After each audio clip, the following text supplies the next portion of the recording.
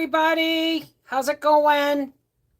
Hang on, let me fix this. I'm really sorry that I'm a mess. I just got out of the shower. Urgh. Patrons. Oh, shoot. I'm sorry, guys. It just doesn't want to tilt up. Oh, no, I've got to turn this off. Hang on. Today is my 30th wedding anniversary. Not our Jump the Broom, which was 33 at the beginning of the month. Today is our 30-year wedding anniversary. And Howie's on his way home to take me out to dinner. And I'll tell you what, hang on a second. I got to get my live going here so I can see y'all.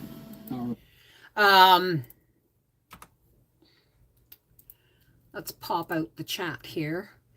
And so I just got out of the shower. And do I have any hairpins here? Or are they all in the bed? Oh, good. I have 2 hairpins. I've really busy today. Thank you, Alice. I'll say hi to everybody in a second when more people come in. But I got, this is my first cup of tea of the day. I had a rough day back on Friday, and I'm just recovering from it.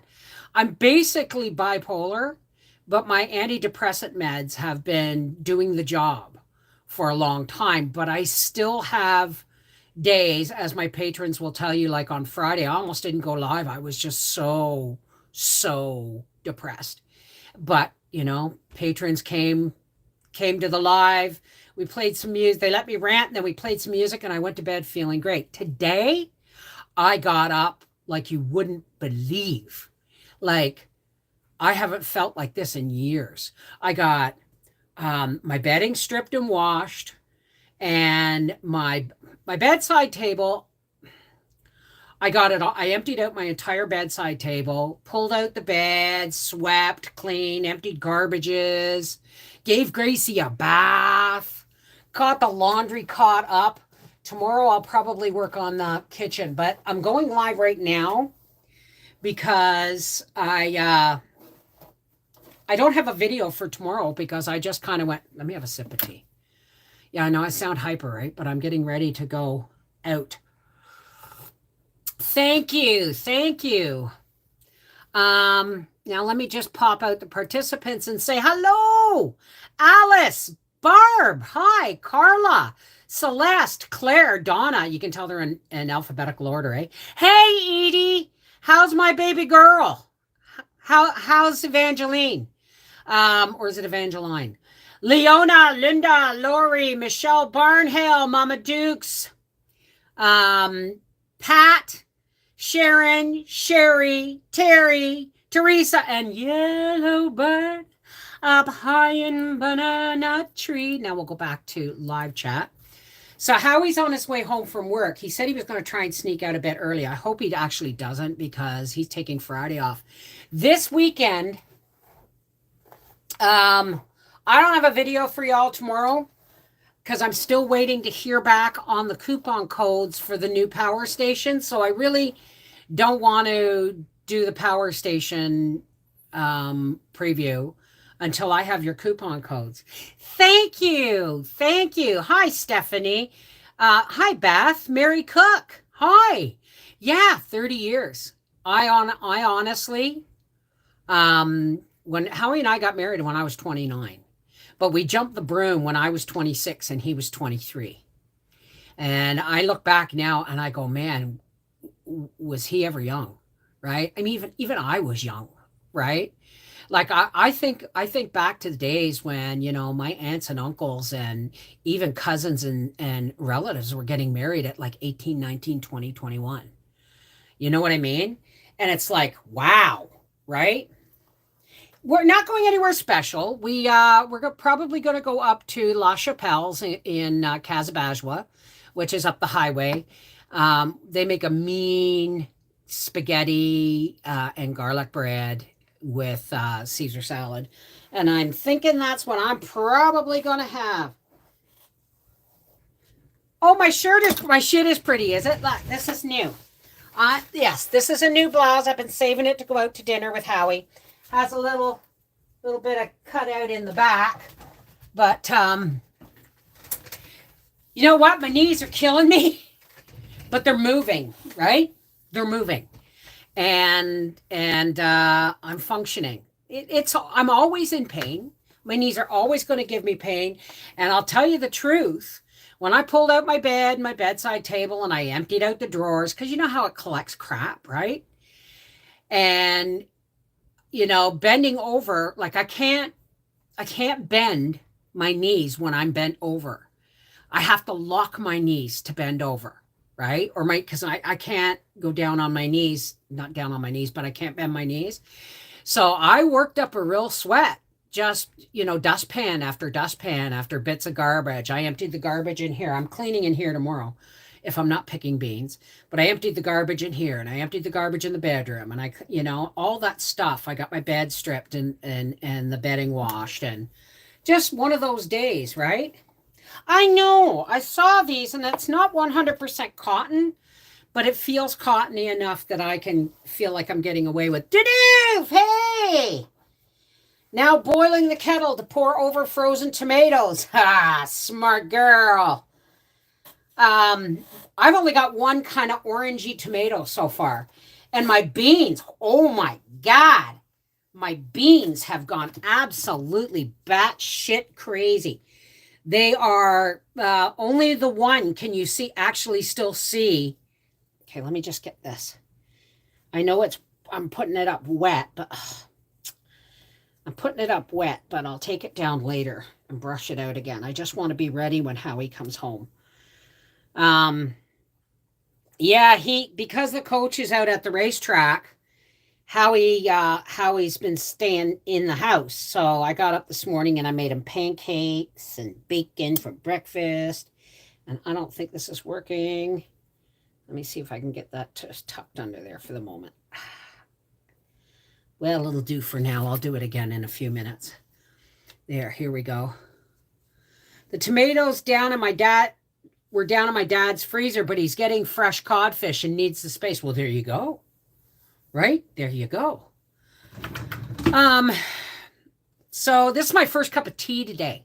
I've been just going like crazy. And when I called Gracie into the bathroom, she knew. She could smell the flea shampoo. She's like, oh no. And I said, get in the tub. No, I'm not getting in the tub. No. She laid down on her belly and was like, no, you can't make me. So I got her front half. I had to lift her front half into the tub. And then she's like, okay, all right, I'll do it. And she got in the tub. Yes, it's our 30-year anniversary today. 30 years ago today, we both said I do, and I don't think we've agreed on anything since. Just kidding. No, it's I never honestly thought, like, it gives me hope that I'll make it to our 50th. It really does. Because I think, you want to get married young so you can have these really like 40, 50-year anniversaries. And it's like, you know what? I'm just really grateful that I married him. I mean, yeah, I had to raise him again, break all the shit his mother taught him. Took me 20 years. Thank you. Yeah, we're going out for dinner. That's about it. We don't usually celebrate. Last year, it's not that we don't celebrate. It just usually always seems to fall on a race weekend. Well, it was a race weekend this weekend, but the long weekend, the August bank holiday, is actually this coming weekend. So he's taken Friday off. We're going to the races on Thursday, and we're staying till Monday or Sunday night anyway. Well, thank you, Charlene. Thank you. Hey, Tigger, Seashell. Hi, Mindy, Patriot Angel. Thank you very much. So I'm just now waiting for Howie to come home, and I'll actually be able to see by the cameras whether he's coming home or not when he gets home. But I tell you, I got up because I was sleep naked. And I got up and I put on my nightshirt. Yeah, I put on my nightshirt when I get out of bed.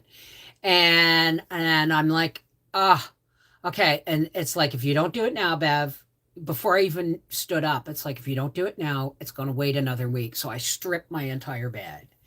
And then I pulled it out and I swept and I did my bedside table drawers and I pulled out my bedside table and I cleaned behind it. And um uh hey Lori, how are you? Valerie, hi. 30 years of marriage is wonderful. Not many can even make it 5 years. Well, you know what? Um I learned I learned by watching other people, right? And it still took me, 12, 13 years to accept the fact that I wasn't going to push him away and I wasn't going to, because I tried. I tried to push him away. I was constantly prodding him to say, do you love me now? You love me now? You still love me now? I mean, I didn't love myself. So how could I imagine anybody else loving me when I couldn't love myself? Right? So it's been a long journey of growth, and hopefully we'll continue to grow. But I'll tell you what, um, Arthur's father wanted to marry me. Mike, I'm not going to say last names, wanted to marry me. We had the hall booked, the church booked, and we're picking out invitations when I said no, when I backed out of it, because I felt rushed into that one. And let's see, there was Rob, and I'm not going to say his name because there was a lot of Robs, so I can get away with it. So I was like, I had like 3 or 4 proposals before I ever met before I hooked up with Howie. When I say met, because I met him when he was like 14 or 15, and I didn't recognize him until we'd been together a year, and his mom gave me a photo album of him, and I recognized him when he was younger, because when I met him, he was kind of stocky and beer bloat and all that stuff, right? So I didn't recognize him until I saw his picture of him as 14 years old. 37 years, Tigger. That's awesome. Roberta Cook, thank you. So when it all came down to it, I kept saying yes, and then I would say no, because I knew people who got married and came home from the honeymoon and said, okay, we're getting a divorce. I knew a couple. As a matter of fact, I dated the guy because they had gotten so into the hall was booked, the church were booked, the invitations were sent out and everything, that they didn't want to say, you know what, we're not doing this, right? It would have been easier to cancel the wedding than to do that to everybody and come home from your honeymoon and go through a divorce. So I look at it as it's the only smart thing I ever did, like in my growing years, right? Was say no over and over again until Howie came. And when Howie got drunk and he stood in my living room and he made me cup my hands and he said, in those hands, you hold my heart. Now, yeah, he was drunk and he probably doesn't remember, but I do. And that's what's important, right? He made me hold my hands like this. And he said, no, in those hands, you hold my heart. Please don't drop it. I may never recover. It's pretty battered. And I went, oh, of course. And he said, just say you'll marry me someday. And I said, absolutely. We had only been together 3 weeks. But when it was right, it's right. And my whole family, even friends, were like, oh my God, no, no, no. And I'm going, sorry, the heart wants what the heart wants, right? And you wouldn't recognize us now. You wouldn't recognize Howie. I mean, he was a hard worker, daily drinker, hard worker. You know what I mean? Well, there is a story. I think it's on here called The Story of Us. And I think I did it on before our 25th wedding anniversary, somewhere around there. My parents married after 4 months of dating and still together 50 years later. That's right, FYI. And that's right, Barb. When you know, you know. The heart wants what the heart wants. And I did not make the mistake of thinking that I could change him. But I did run away from home a couple of times. I ran away from home a couple of times, booted him out once. Hell, I ran all the way to Quebec. And that's when I finally gave up and said, okay, you really must love me because I always held back because my heart had been beaten about quite a bit as well. Right? My heart had been broken a couple of times. Let's put it this way. I still love Arthur's father. I always will. Donnie was a love of mine, but he wasn't the marrying kind for me. Even though I was pregnant, he said, well, if you're pregnant, we'll get married and that's it. I said, not that simple. And I told him, I said, I love you, Donnie, but I don't think, and Donnie was only 22 at the time. I said, I don't think you love me enough that we'll survive it. I said, I can't do it alone. I can't do it alone. And by the time I was 8 weeks pregnant, he was back with his ex-girlfriend. Right? So, but I'll always love him. Right? He always holds a spot in my heart. As a matter of fact, it was his birthday this month on the 18th. And I texted, I sent him a Facebook message, a Facebook messenger. And I said, happy birthday, Gramps. And he said, thank you, Grams. Oh, it's probably Howie. Hello? Okay, do you want to have a shower before we go or anything? Okay, because I'm all spruced up.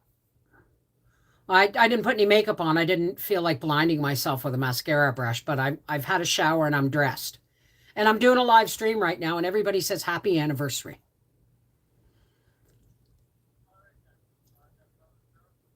Drugstore and check the mail.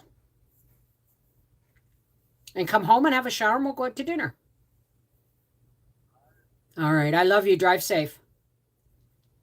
Okay. Bye-bye, honey. He's phoning me to make sure I'm ready.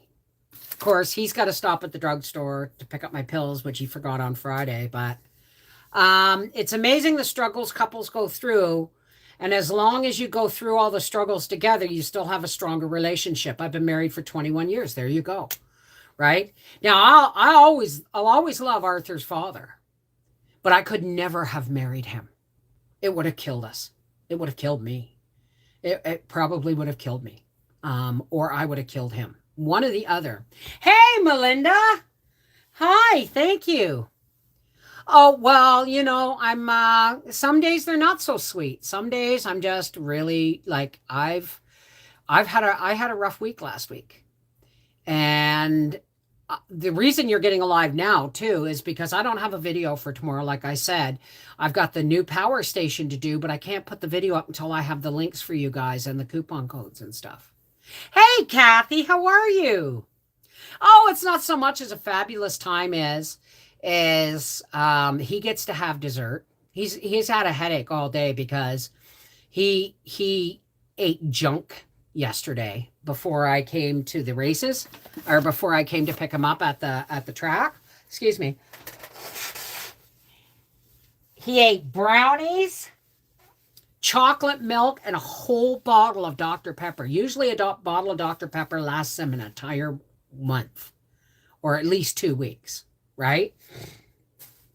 And he wakes up this morning, he says, God, I got a headache. And I said, not surprising all the sugar you put in your system.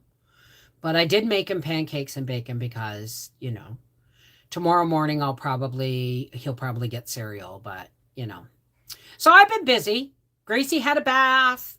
Laundry's caught up. Dishes are caught up. We just had our 40-year anniversary together since I was 17 and he was 18. Wow. And you're still together? Man, that's chutzpah. Because, I went through a lot of relationships before, like I was 26 when I met Howie and already had a mom. Hey, Matthew. Thank you. Hi, Lacey. Thank you. You know what? Hey, sis. Hey, how's it going? Marriage is bumpy. Yes. Marriage. Thank you. K Dean. It's got to be K Dean. Marriage is like I think people today spend more money and time on having the perfect wedding when if they spent half that money on, say, premarital counseling, and all that stuff. I mean, come on. I've seen people spend $10,000, $12,000 on a wedding, and it's like, you know what? I ought to put that down on a house or down to, you know what I mean? Right? Howie and I got married. Marriage is work. Even a partnership is work. Even with my guy for 10 years and every day we have to work at it. Absolutely. Why?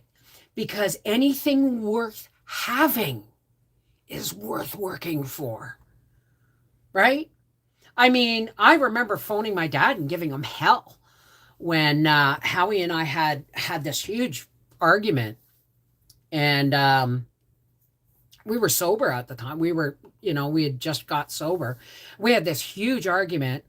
And when it was all over, and I was apologizing, and it wasn't even, I had nothing to apologize for, right? But I was apologizing because I was terrified that our marriage was breaking up because we fought. And Howie said, Bev, everybody fights. He said, how do you think we've worked through shit if we don't work through shit? And I phoned my dad and I said, Dad, you buggered up. And I said, you and Mom never fought in front of us unless it was like they'd had a couple of beers and they had company and they were playing euchre. You trumped my ace, you bastard. And I remember Mom getting Dad up the stairs. He was half cut and she was pushing him up the stairs to get him to bed.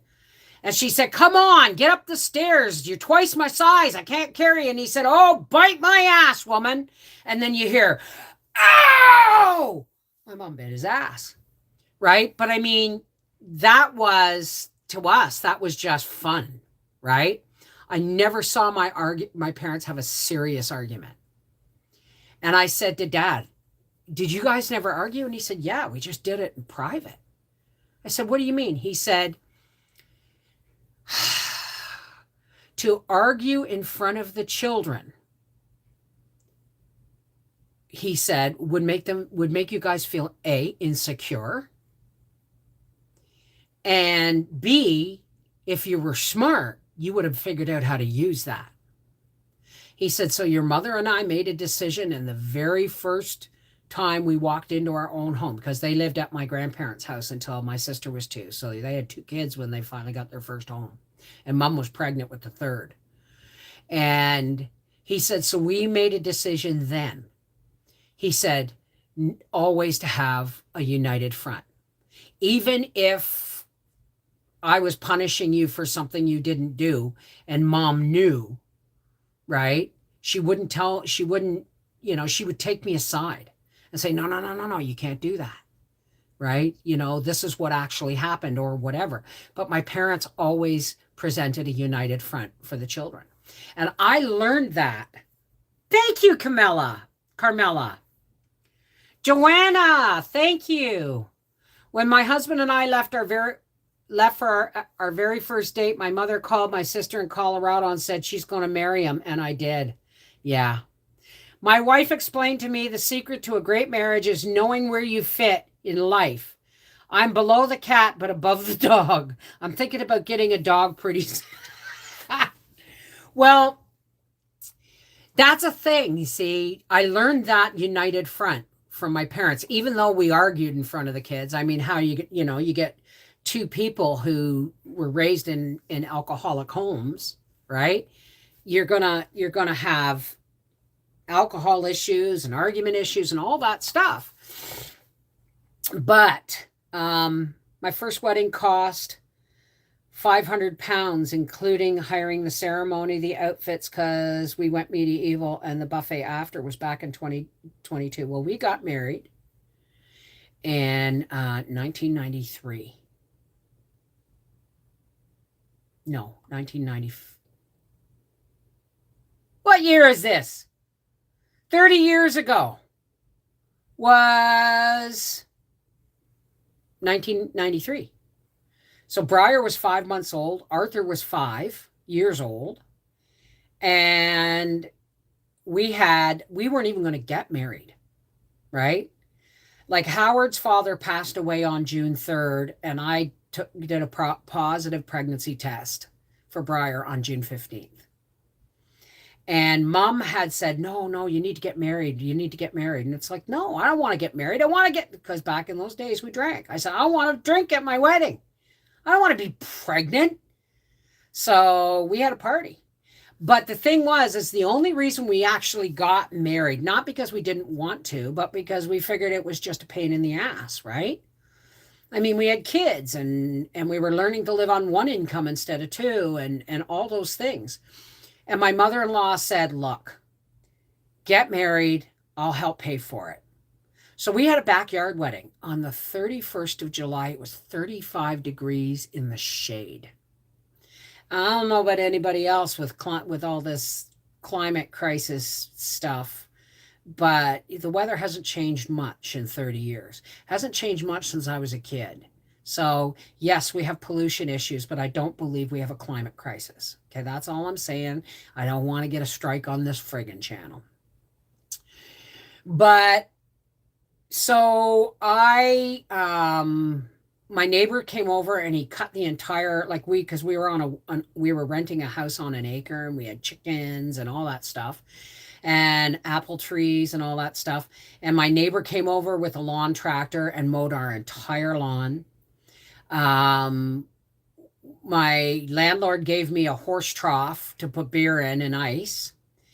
And I went to the deli, the butcher shop, and I probably spent $50 on cold meats. Now, remember, this is 30 years ago. $50 on cold meats made 3 huge, those party platters of rolled meats and cheeses and I made, what else did I make? I did vegetable platters. I did meat platters because it was potluck. It was a potluck supper, right? It was a backyard potluck supper. And my mother-in-law bought my dress, had her best friend make me my dress. So they came out and measured me. And I said, all I want you to know is I want it to be blue. Of course, my mother-in-law had her make me an ivory satin sundress with a an ivory overblouse with peaches and peach roses and gold and all that. It was nice, but it wasn't fucking blue. Sorry. Gracie's channel only has 42 subscribers, guys. I can't go live on my channel until with my phone, which is the only way I can go live, until I reach 1,000 subscribers. Hi, Cheryl from Long Island. Been married 33 years, have 3 children. We always had a united front, argued behind closed doors because they could smell fear. That's right. That's absolutely right. So, Howie's cousin made my bouquet. And mom had our cake done, which was just 2 bells with a thing on it. 2 bells, decorated cake bells. And my cousin Mary Jane came up and she brought a corn broom, which she had spray painted white. And she wrapped the handle in pink crepe paper and put a big bow on it. And she laid it. We got married on the deck out front. And she laid the broom across the step so that when we actually were finished saying our vows, we jumped the broom again. And there was bells and balloons and cleaning and how he slept in there was like a little bachelor room off the garage where we lived, and he stayed in there that night. And I mean, by the time the food came, like people brought, pumpernickel bread bowl full of cheese dip and pumpernickel bread. People brought meatballs and lasagna and chicken perka in the crock pot. I mean, there was food, and I'll tell you, I didn't eat all day until midnight. After everything was done, my cousin Diane, God bless her, she's 86 now, or 85 or 86 now. She was doing dishes, and she said, "Have you even eaten?" I said, "No." And the only thing that was left was the pumpernickel bread bowl with cheese dip and all the hunks of bread around it, because I don't think anybody knew what it was. And she said, "Well, you try that." And she took a chunk of the bread and she shoved it in my mouth with the dip on it. I went, and I ate the whole I ate the whole thing. And I'll tell you, the next day, and then my brother came, my eldest brother came, and him and my brother-in-law went on a beer run. I filled the horse trough, because I only put one case of beer in it. Filled the horse trough with beer, and gave us cash. We ended up with like $1,500 cash between my mother-in-law, my eldest brother, and gifts. We ended up with like $1,500 cash. And we drove to Prince Edward Island, because I phoned Aunt Gladys and Uncle Bill 2 days before the wedding. And they lived in PEI. And I said, I just want, she said, they called me and said, "We really want to come, but we just had our summer visit." They came down to Ontario and all that stuff. And I said, "That's okay. We're coming to you for our we're going to come and visit you." And she said, "I'll believe that when I see it." I said, "Where do you think we're going on our honeymoon?" She said, "No." I said, "Yes, ma'am. We're leaving the day after the wedding." And we did. We drove a 1987 8-cylinder Buick LeSabre estate wagon. That thing seated 8 people with seatbelts. Yeah, 8 people with seatbelts, because it had a rumble seat in the back.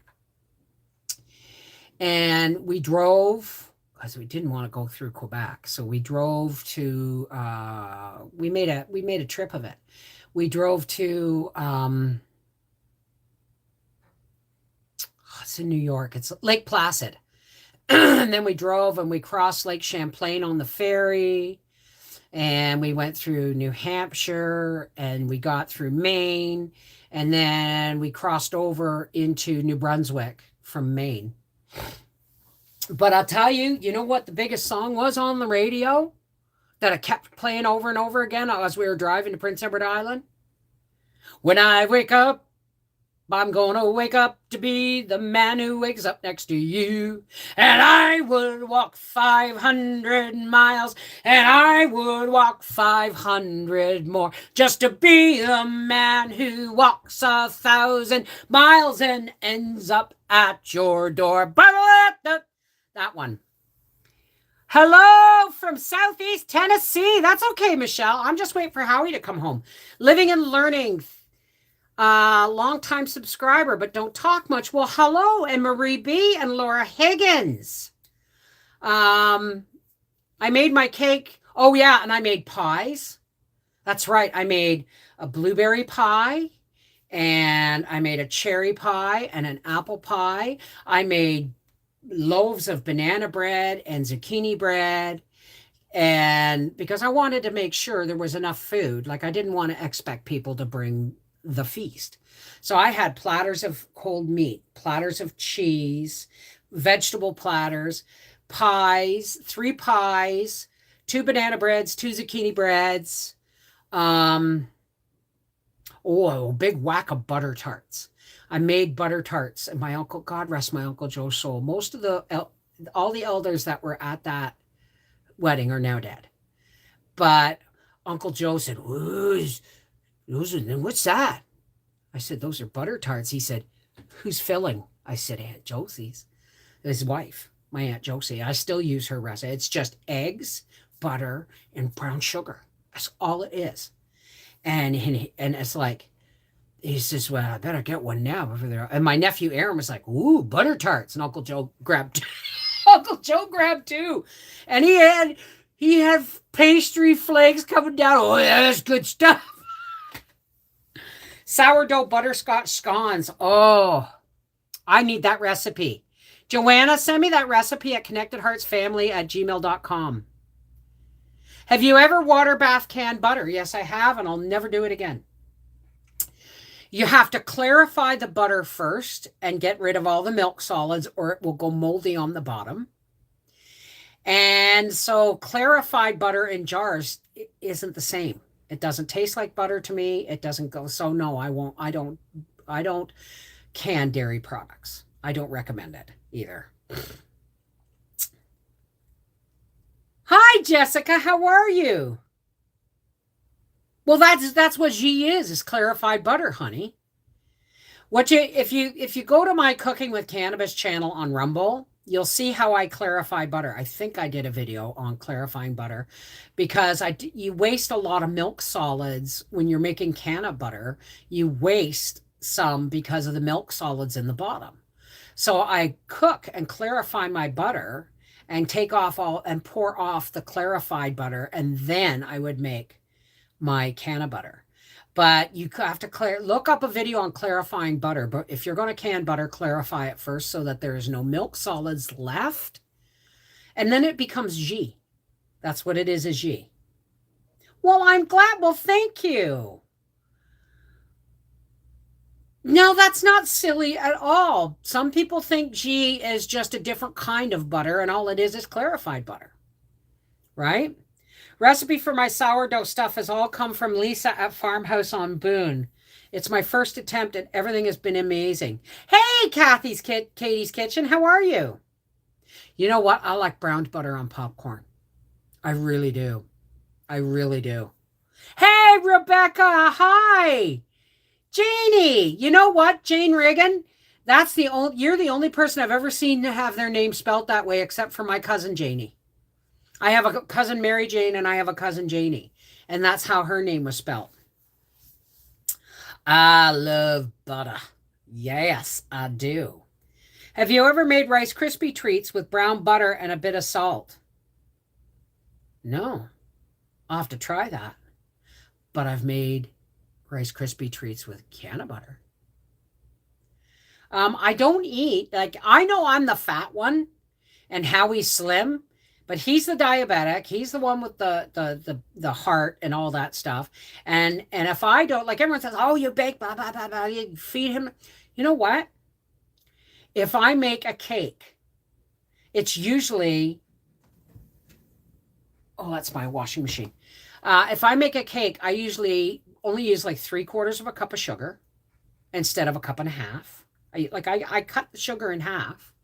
And then I'll just sprinkle frozen blueberries on top before it goes in the oven, or chocolate chips or something. If I don't make cake, occasionally, like banana bread. Oh, I'm going to make chocolate zucchini bread tomorrow. Do you want a video? I haven't done it in a long time. Double chocolate zucchini butter or zucchini bread. Except I don't think I have any chocolate chips. But anyway, I'll make that and I'll lower the sugar. And if I don't, he'll bring things home. Have you ever heard of Au Caramel? It's a little square cake, okay, about 3 inches square. And it's about this thick, and it has a ring of marshmallow fluff. And in the ring, it's filled with caramel, and then it's all dipped in chocolate. I can only eat one. You know what I mean? And then it's like I have to wash it down with tea because it's just way too sweet. Yes, I'm fat, but I'm healthy. I'm as healthy as a horse. Oh, Clydesdale. But so I bake. I got to do some baking this week. So I'll do some baking. My son is type 1, and for him, it's all about timing his insulin and activities. Exactly. Well, Howie is type 2. I always thought his mother was type 1, but no, she's type 2. She's a brittle diabetic. She was always tweaking. I honestly think that she didn't really need it because whenever she was always passing out with her blood sugar dropping out because she would tweak her insulin so she could eat something sweet. and then her blood sugar would bottom out. It's really weird. You made zucchini bread in the air fryer? Ben and June. Ben and June. Isn't that Benny and June? That song is in. Sorry, I hit send on the last message. Accident. That's okay. Yeah, you can bake in the air fryer. I just am not there yet. I'm still, we've eaten more potatoes since I got that air fryer than I have in a long time because I love the fries it makes. Hey, Linda. Johnny Depp. That's what I was trying to think of. I think, honestly, I've got some timers because my short-term memory is crap. I mean, I was in love with Johnny Depp. I still love Johnny Depp, but not like Sam Elliott. I had a thing for Tommy Lee Jones, still do, that wrinkly old bugger. Are you out of Jane Yest? I'm not sure I understand that. Everyone's diabetes is unique. My mom and uncle are type 2. I'm at risk for either. I'm at risk. My dad turned out to be a type 2 diabetic, but when he in his late 60s, right? So Tommy P. Jones. And I had a thing for, but Sam Elliott's always been my favorite. He's just too skinny. Just too skinny. And I got a thing for, whatever. It doesn't matter. All I got on my mind is my hubby. And he should be home soon. Bringing me my medication. I know, I love Sam Elliott. I first saw him in the movie with Cher called Mask. And I had a bad boy thing after that for a long time. And I mean, I would have taken him over Patrick Swayze in Roadhouse, right? As a matter of fact, Briar, yeah, Patrick Swayze, like, come on. Thank you, Rosie. Thank you. Michelle J, mine will be home soon too. It's not just that he's handsome. It's just Sam Elliott was a man's man. And one of the best things I ever saw him in. Do you remember the movie We Were Soldiers? I think it was We Were Soldiers with him, Sam Elliott, and Blue Eyes, Braveheart, Mel Gibson. Thank you. A polar bear fell on me. But in When We Were Soldiers with Mel Gibson and Sam Elliott, it was like they named when they went into Vietnam, they were the seventh Air Cavalry, right? And they said, and Mel Gibson says to him, because he was the sergeant of arms, I guess, or the drill sergeant with Sam Elliott. And he said, and Mel Gibson says to him, he says, yeah, they would give us Custer's number, right? And Sam Elliott, and he was buff, I mean, muscular. You could walk barefoot over that man's chest in this movie. And he goes, Custer was a pussy.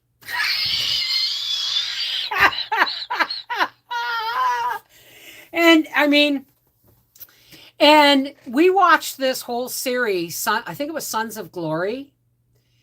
And, oh God, yes. If I wasn't married, I'd be all over that wrinkly ass of Sam Elliott. But in the movie Next of Kin with Patrick Swayze, Liam Neeson played his older brother in the Kentucky Hills. Liam Neeson played his older brother, and his older brother's name was Briar. And that's where I got my name for my son, because I had a thing for Liam Neeson. Like, one of these days, if I ever get to, like, you know how he goes on a talk show and someone says, okay, someone in the audience said, okay, I want you to threaten me. So I would pay good money to have Liam Neeson talk to me in that voice and say, and I'll find you. And when I do, I'll say, stop right there. I'm done. I'm okay. I'm done. You know?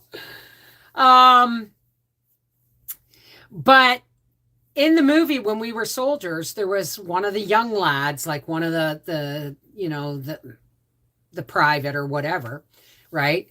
And they were going through their basic training and all that stuff. And this one guy kept walking by, and he passed. He would pass Sam Elliott on the crosswalk in the barracks, and he'd say, "Lovely day, Sergeant." No, hello, something. He'd say something like, "Hello, Sergeant. The fuck do you want?" As Sam Elliott would say. And he'd say, "Okay." Next time he walked by him, he said, "It's a lovely day, isn't it, Sergeant?" He said, "What are you, the fucking weatherman?" Pardon me, I'm dropping F-bombs, but I'm quoting a movie, okay? "You the weatherman now?" And then at the end of the movie, when they had done basically Broken Arrow, right? And the young lad was like this. He was in shock afterwards, trying to smoke a cigarette, and he was alive. And Sam Elliott walked up to him and patted him on the shoulder and said, "Now it's a good day, son. You're alive." Because he lived. Now it's a good day, right? It's like he never forgot every time that, young man was trying to be pleasant to him, because pleasantries are easy. But really getting the core of it being a good day is the day you live. You know what I mean? But that young man in that movie, Sons of Glory, there was this thing with, what's his name? Ron Perlman, and it was a biker story. And there was this one guy who was best friends, and I can't remember his name. And I kept looking at him, and he was my favorite in the whole show. Let me just give me a second. I'm going to look it up, and I'll tell you in a second. Sons of Glory cast. Whoops, cast. Sons of Anarchy. There it is.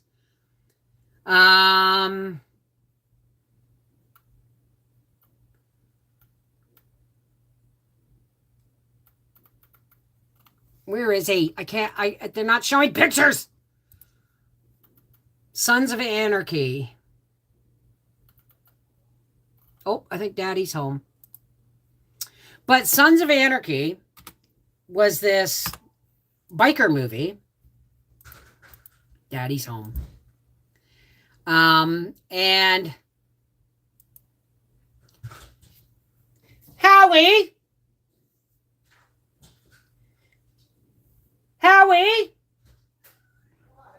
do you remember Sons of Anarchy? Okay, who was the guy I really liked? He ended up getting beaten to death in jail. Kim Coates. No, that's not Kim Coates. I love Kim Coates too. He's battier than... No, his name was like Chip or Biff or whatever. Oh God, I can't remember. He had a beard. All I remember is Kim Coates.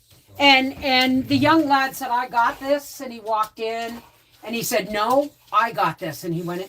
Dinner's on Mom. Dinner's on Nan! Yay! Thank you, honey. Go have a shower. Give me a kiss. Why?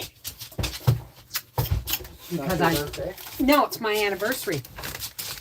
Our anniversary. Yes, close the curtain. Anyway, hi, Papa. Aloha, Howie. Happy anniversary, Howie.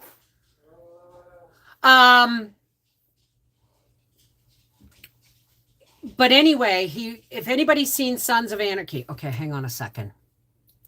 I remember Kim Coates because Kim Coates I love Kim Coates. He's absolutely batshit crazy. I just love the guy. Sons of Anarchy cast. Okay, where is he? Where are you? Opie. Opie. Opie in Sons of Anarchy was my favorite character. And there was just, when someone's a really, really good actor, shit, there goes my chat again. When someone's a really, really good actor, it's because they, where did my chat go? It's because they take personal experience from their life and they draw on it in the emotional side of things. Ryan Hust, or is it Hurst? You're doing cabbage today. Good job. Anyway, Opie, after watching, I don't know how many seasons of Sons of Anarchy, we watched the whole thing. And the hardest part was when Opie died for me. I mean, I know it was just an actor and I know it, but he did so well. And I bawled. Guess who the young man was who was trying to be pleasant to the sergeant? Same guy. And it wasn't until the very end of the Sons of Anarchy I went, we were soldiers. He was the young lad that kept saying, beautiful day, Sergeant. That was him. So it took me watching, I couldn't figure out why I loved him so much. Right? Hey, Robin. Yeah, Opie. And he was in When We Were Soldiers. So you want to, and he's another, I don't even know his name, but I just love that guy. Another actor I just love. Right? So I don't know how we got talking about actors, but has anybody seen the new Star is Born? I have not. All I know is this is the third Star is Born that I am aware of. The first one was with Judy Garland and somebody else. The second one was with Barbara Streisand and Chris Christopherson. And this one is with Howie? Lady Gaga and Bradley Cooper. So but you know what? I haven't seen any one of those movies. Not even the original. Do you know why? Because somebody killed himself in the end. And somebody said, oh yeah, it was so sad when they walked in the ocean or whatever it was. And I went, no, I'm not going to watch that now. I'm not going to watch that. You didn't really care for it? Ha! Hey, Robin, how we get in the shower? I've given you a basket of clothes in the hall I just took out of the dryer. I'm working through it, getting my suspenders. Yeah, but honey, you're all dirty. Why don't you look through your clothes when you're dry and clean? No, not watched it. Second, Chris Christopherson I love, but I'm yet to see the first and third. Lady Gaga personally isn't my cup of tea, but man, can the woman sing. Oh yeah, absolutely. But you got to respect the talent, right? So, it's like we used to say when we didn't agree with the prime minister or, he wasn't who we voted for. My dad, Howie, we always say, you got to respect the position, even if you don't respect the man. I don't even respect the position anymore. That Trudeau cannot go anywhere without having crowds screaming at him, calling him a traitor to his country because he's selling us out left, right, and center. What happens? How do you make yourself a dictator? How do you bring a country to its knees? Well, you take inflation with overtaxation and you grind the people between them, and that's exactly what he's doing. So, hey, Kathy. He deserves a honking like he's never seen before. Who? They've made woke remakes, in my opinion. Well, listen to me. Now, listen here, okay? There's a big argument on Facebook because I put up this meme about being woke. And I said, woke means that feelings take precedence over the truth. And awake means truth takes precedence over your feelings. And a whole argument broke out that it was a racial word. It's an African American slave word that came from being awake and supposed to mean the same thing, and blah, blah, blah, blah, blah. I said, okay, enough. Enough. When are people going to stop fighting over crap that doesn't matter? If I can leave one thing with everybody today, if I can leave one nickel's worth of free thoughts, it's that humankind do not necessarily, as a species, we are actually programmed to get along together in communities. It's only when things like the World Economic Forum and the United Nations and politics get into it, they turn the people against each other, creating chaos so that they get to control. So while everybody's arguing over meaning, like, let's put it this way, okay? To make a point. Well, and I said meanings of words change every 10 seconds. Okay? I was taking Briar to town one day when I first became a medical marijuana user, and I hadn't smoked. I said, I got to get home. I got to get this done so I can get home and medicate because I was in a lot of pain. And Briar goes, with some of that dank shit. I said, no, my marijuana is really good. It's homegrown and, organic. And he goes, no, dank means good, Mom. I said, no, it doesn't. It means dark, damp, and dismal. Right? But somewhere along the line in the last 30 years, dank became a word to mean good pot. So in a society that's meanings of words are being changed and the English language is so bastardized into slang that we're fighting over words now. Okay? It has to stop. Okay? It has to stop. That whole, the elites, the governments, the social structures of the world have been controlling us for thousands of years. And guess what? It's our own damn fault. Because we allow ourselves, it's gotten to the point where people get so offended over the word woke that it creates a 3-day argument in the comments of a Facebook post. Really, folks? Let's grow up a little bit. Let's stop fighting amongst ourselves and start looking at those that are shaking the jar to make us turn on each other. Do you remember the ants? Has anybody not heard the story of the ants in the jar?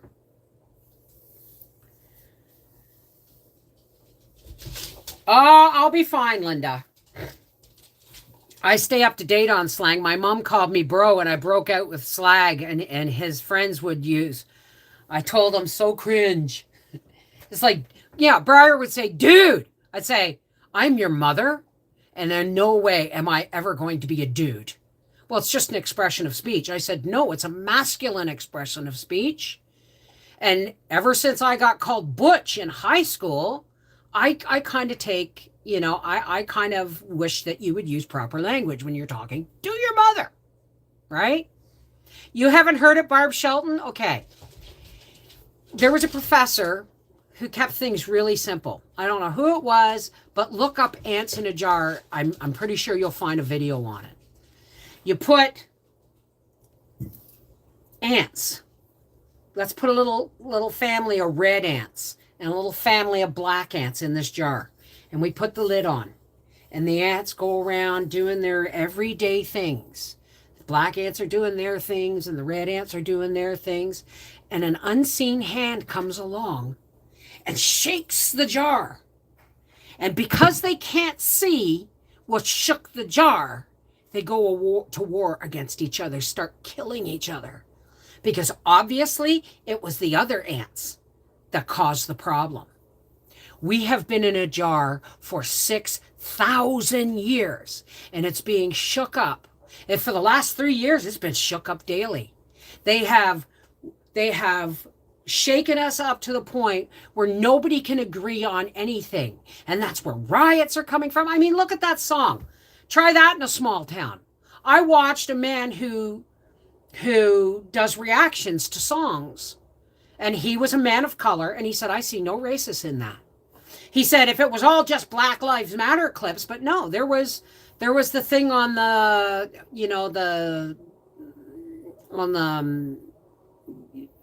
the thing that went to the down to City Hall or whatever on January 6th and all that stuff. He said, no, there was clips of that in there too. So I see absolutely nothing racist in this. But everybody else, country music television, took it off the air. Let me put it to you this way. During the pandemic, they took Baby It's Cold Outside off the radio because it had rapey vibes. But the number one hit in hip hop or whatever it was some wet ass Pussy. And it was all about sex and it was nasty, but that was the number one hit. Yet they took Baby It's Cold Outside off the radio. We got to grow up and stop letting the ones that are shaking our jar turn us against each other. That has to stop. All right? We are one race, the human race, and God help us if we don't learn to get along, because we are being manipulated by mainstream media, by government, by huge economic forums, all of these things, and politics. Our jar has been shook to the point where we can't even speak to each other without snarling. So please, folks, please, what's the answer? Love, love, love, love, right? That, I don't care what religion, what faith you have, the one message that came across, I don't care if you're Christian or not, okay? Because I don't subscribe to a religion. But Christ taught love. Love is the answer to everything. Love. Because if you can see your way, loving somebody you care about's easy. But loving somebody you can't stand is hard. But you can at least love them enough to pray for them. You don't have to like them, but you can love them enough to pray for them. Because there's a reason you can't stand them, right? Maybe they're going through a hard time. We can't judge anyone but ourselves. So the next time you find something crazy coming to your lip, to your mouth, or you get cut off in traffic and you want to start an argument, maybe that person's rushing to the hospital because somebody's dying. Right? We don't know. Okay? So stop assuming the worst and start hoping for the best and pray. Whatever you believe, even if it's in a light bulb, pray. Because love is the only thing that will cure hate. And hate is a disease. And it's one that is being deliberately spread throughout the world. Love is the only cure that can kill the disease of hate. This is Mrs. Volpe from Our Half Acre Homestead saying, are you in the shower yet? Have you had your shower yet? Let's go. I gotta eat so I can take my back pills. Gotta eat so I can take your back pills. Let's go. Okay. Take care. Bye-bye. God bless. We're going out for dinner. Mwah. I love you guys.